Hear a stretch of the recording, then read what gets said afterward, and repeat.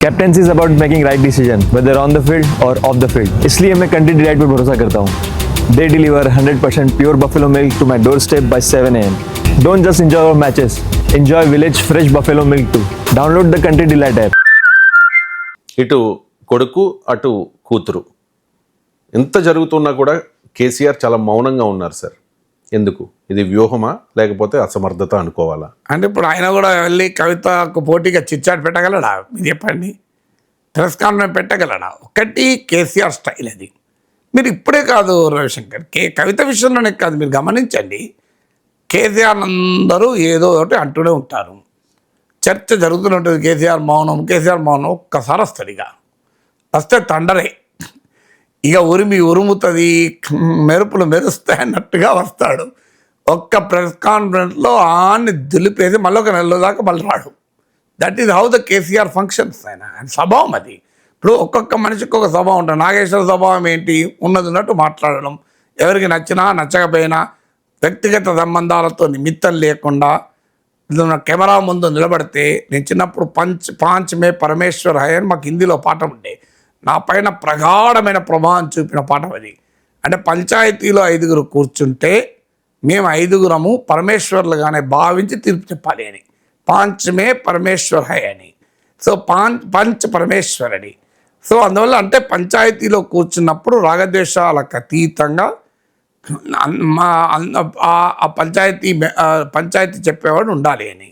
So ఆనాటి నుంచి నేను భావించింది ఏంటంటే, నేనేం మాట్లాడినా నా రాగద్వేషాలతో సంబంధమే లేదు. సో అందువల్ల నాకు వ్యక్తిగతంగా బాగా సన్నిహితమైన వ్యక్తిని చెప్పింది తప్పన్న సందర్భాలు ఉన్నాయి. నేను అసలే అంగీకరించని వ్యక్తి, నాతో వ్యక్తిగత సంబంధాలు చెడిపోయిన వ్యక్తి మాట్లాడింది రైట్ ఉంటే రైట్ అన్న సందర్భం కూడా ఉంది. అందువల్ల ఇది నా స్టైల్. ఒక్కొక్కరికి ఒక స్టైల్ ఉంటుంది. దానికి ఉదాహరణ చెప్తున్నాను.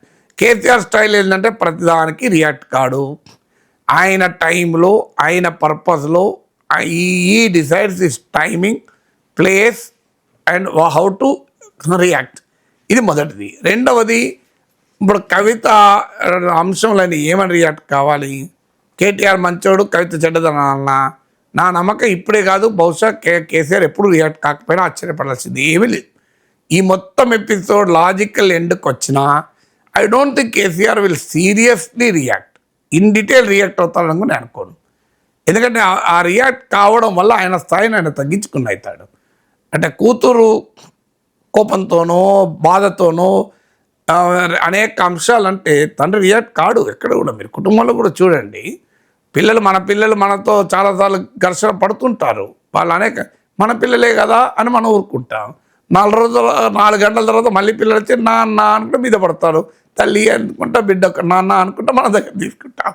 ఇది తండ్రి కూతుర్ల అనుబంధం అండి. ఎవరైనా మన ఇళ్ళ కుటుంబాలు జరగవా? అయితే రాజకీయాల్లో దీనికి కాస్త భిన్నంగా ఉంటుంది. డెఫినెట్గా ఉండదని నేను అంటలేను. బట్ ఇప్పుడు కూతురు పైన విమర్శలు చేసి కేసీఆర్ తండ్రిగా, టీఆర్ఎస్ నేతగా తన స్థాయిని ఎందుకు తగ్గించుకుంటాడండి? అందువల్ల ఆయన మౌనంగా ఉండడమే కరెక్ట్. ఆయన మౌనంగా ఉండడమే కాదు, మౌనంగా ఉండమని కూడా ఆదేశించాడు. మీరు గమనించండి.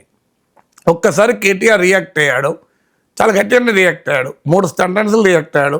పార్టీలో అందరూ సమానులే, కేసీఆర్ కూతురంత మాత్రాన ప్రత్యేక చట్టాలు వర్తించవని చెప్పాడు ఇండైరెక్ట్గా. కవిత పేరు చెప్పకుండా పార్టీలో అందరూ సమానులే, నెంబర్ 1. నెంబర్ 2, ఏవైనా అభిప్రాయాలు ఉంటే పార్టీ అంతర్గత వేదికల్లోనే మాట్లాడాలి. నో ఎక్సెప్షన్ ఫర్ కవితకి ఎగ్జంప్షన్ ఏమి ఇవ్వలే, మినహాయింపు అన్నాడు. అది కవిత పేరు చెప్పలే కానీ మీనింగ్ అదే కదా. 3వది ఏమన్నాడు?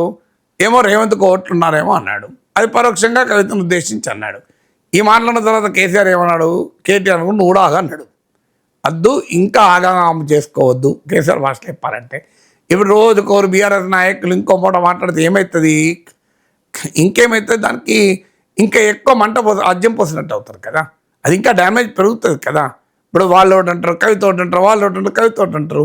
సో కేసీఆర్ విధానం ఏంటంటే, కవిత ఎంత చెప్పదలుచుకుందో అంత చెప్పనియండి. ఆమె ఆవేదన, బాధన, కోపమా అన్నీ వెలగకనియండి. Party will remain like this. ఆమె ద్వారా ఆమె చూసుకునేదాకా ఓపిక పడతాడు. తప్పనిసరి అయినప్పుడు వేటు వేస్తాడని కూడా చెప్పలేము. ఎందుకంటే కేసీఆర్ కొంత స్టేటస్ కోయిస్ట్ కూడా. చాలామంది పైన తొందరగా వేటేయలే. అందరూ అనుకుంటారు ఈటల రాజేందర్ పైన వెంటనే వేటేశాడు. లేదు, మీరు గమనించండి, చాలా రోజులు ఈటల అందరూ ఆ స్టేట్మెంట్లు ఈ స్టేట్మెంట్లు ఇస్తూనే ఉన్నాడు. ఎన్జిఓ నాయకులు వచ్చి కలవడము, నేను కూడా యజమాని అనడము, ఆ ప్రాసెస్లో అయింది. రాజేందర్ విషయంలోనే అన్ని రోజులు తీసుకున్నాడు, కవిత విషయంలో తీసుకోడా. అందుకని ఐ డోంట్ థింక్ ఈ విల్ ఎవర్ రెస్పాండ్ ఆల్సో. ఇప్పుడే కాదు, అసలు భవిష్యత్తులో రెస్పాండ్ కాకపోవచ్చు.